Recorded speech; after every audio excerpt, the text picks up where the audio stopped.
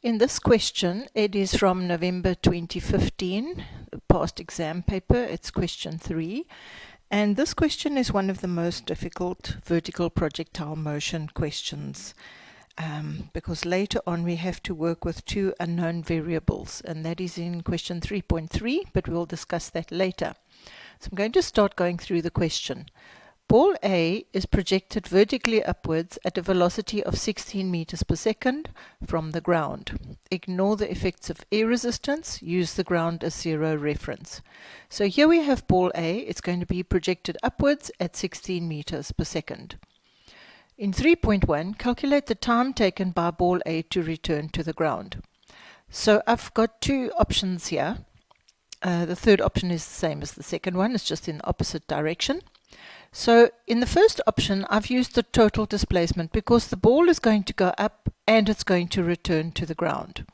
So if I use that option, the total displacement is 0. Remember that displacement is the shortest distance between the starting point and the finishing point. So the ball is going to land where it started from. So delta y is 0. It starts moving upwards at 16 meters per second. So the initial velocity is 16 meters per second upwards.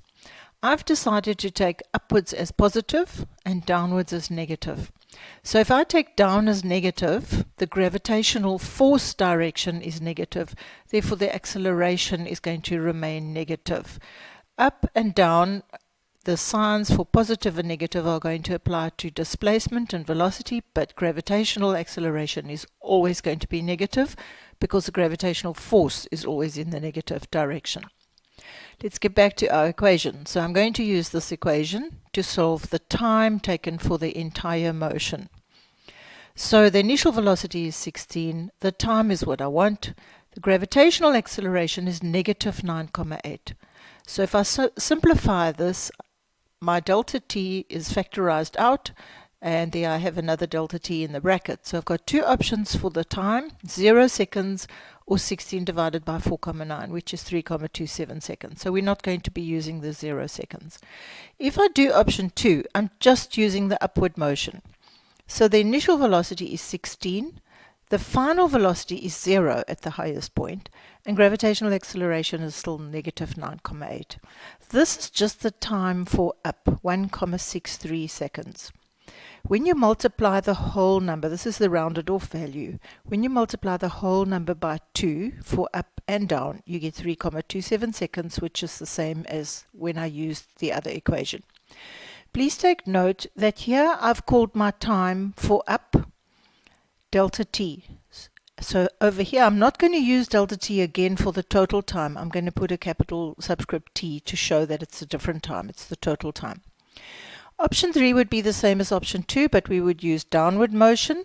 That is where ball A would start at the highest point. Initial velocity would be 0, and final velocity would be negative 16 because the ball is coming down. 3.2. Sketch a velocity time graph for ball A. Show the following on the graph. Initial velocity, which was given, time taken to reach the highest point, and the time taken to return to the ground. The velocity time graph is a really nice graph because it's the straight line, which represents the gradient, represents the gravitational acceleration.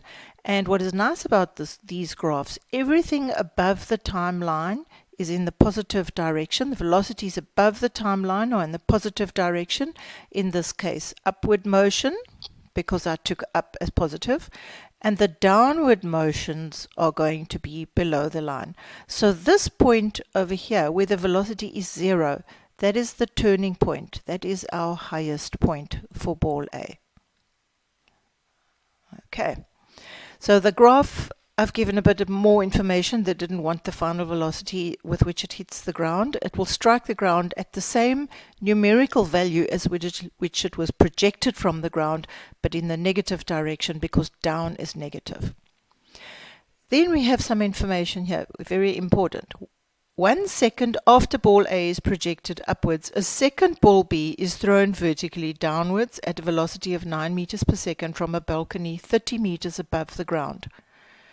Refer to the diagram below. So there's ball B, it's being thrown down. If ball B was dropped, the initial velocity would have been 0, but it was thrown down. Now remember, downwards is negative. So now they ask you in 3.3 to calculate how high above the ground ball A will be at the instant that the two balls pass each other. So at that point, I've assumed they're going to pass each other at the green dot. A is still going up, B is coming down. So I've made this delta Y. Everything to do with ball A I've done in blue, and everything to do with ball B I've done in red. So I'm going to say that the height that ball A reaches when ball B crosses its path is delta Y. So I need to solve delta Y to get the answer here. The question is, how high above the ground ball A will be at the instant that the two balls pass each other. So I need to solve delta Y. I'm going to take the time that ball A travels as delta T. Now let's look at the information for ball B. Ball B is falling down. It was projected downwards at 9 meters per second. So for both I have the initial velocity. But ball B's distance downwards that it has traveled is going to be 30 minus delta Y, because I've taken ball A's displacement upwards as delta Y. The total displacement is 30, so ball B's displacement downwards will be 30 minus delta Y. Then they said 1 second after ball A is projected upwards, a second ball B is thrown vertically downwards. So they're going to meet each other here at that same instant. But ball B has traveled a second less than ball A, because ball B was projected downwards a second later than what ball A was projected upwards. So ball B's time to get from its initial starting point to the green dot is T minus 1, or delta T minus 1. So now we have two unknowns, delta T and delta Y. What do we have for both balls? We have the initial velocities for both balls. We have the gravitational acceleration for both balls. So I'm going to use this equation. Delta Y is VI delta T plus half A delta T squared for both of the balls. So the blue one on the left is for ball A, which is going in the positive direction. The red one on the right-hand side, the red calculation, is for ball B, which is going in the negative direction, which is downwards. So I'm going to substitute these values that I have on the right-hand side into these two equations. So I'm first going to work with ball A, which is a little bit easier because it's going in the positive direction and its time is delta T and its displacement is just delta Y. So when you substitute into this equation, simplify the equation, this is what you're going to get. You can pause the video at any stage just to see how I got to these different equations. So that's ball A.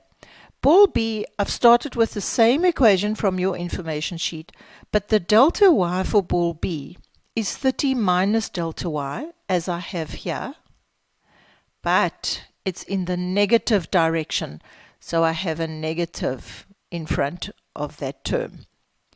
The initial velocity for ball B is 9 meters per second, but it's coming down, so it's negative 9.